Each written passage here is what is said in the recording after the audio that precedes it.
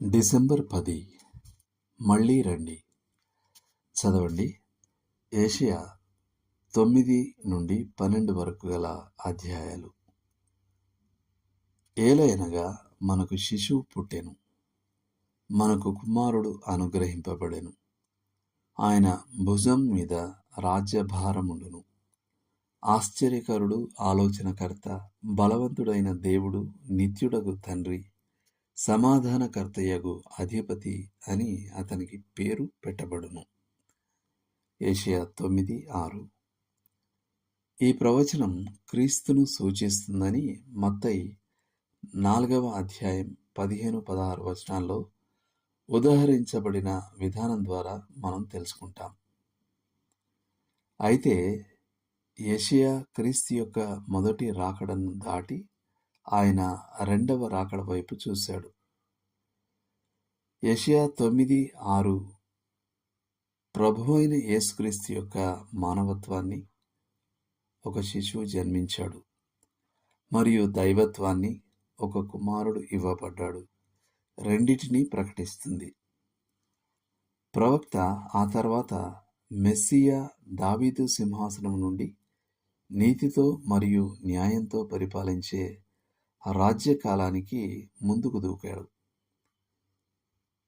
దావీదు యొక్క వంశం మరియు సింహాసనం శాశ్వతంగా స్థాపించబడతాయని దేవుడు దావీదుకు వాగ్దానం చేశాడు.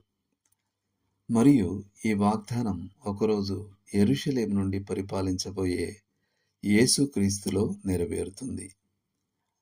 ఆయన నామము ఆశ్చర్యకరుడు అయితే ఆయన పరిపాలనలో నిస్సారమైనది, విసుగు పుట్టించేది ఏది ఉండదు. ఆలోచనకర్తగా ఆయనకు నీతిగా పాలించడానికి జ్ఞానం ఉంది, మరియు బలవంతుడైన దేవుడుగా తన జ్ఞానవంతమైన ప్రణాళికలను అమలు చేయడానికి శక్తి ఉంది. నిత్యుడగు తండ్రి అనేది కుమారుడు కూడా తండ్రి అని సూచించదు, ఎందుకంటే దైవత్వంలోని ప్రతి వ్యక్తి వేరుగా ఉంటాడు. నిత్యత్వపు తండ్రి అనేది మరింత మెరుగైన అనువాదం. యూదులలో తండ్రి అనే పదానికి ప్రారంభించినవాడు లేదా మూలం అని అర్థం. మనకు నిత్యమైనది, శాశ్వతమైనది ఏదైనా కావాలంటే మనం దానిని యేసుక్రీస్తు నుండి పొందాలి. ఆయనే నిత్యత్వపు తండ్రి. లోతుగా ఆలోచించాల్సిన విషయం, మెస్సియాకు ఇవ్వబడిన బిరుదులలో మీకు అత్యంత ప్రోత్సాహాన్ని ఇచ్చేది ఏది? ఎందుకు? దేవుడు మిమ్మును దీవించునుగాక. ఆమేన్.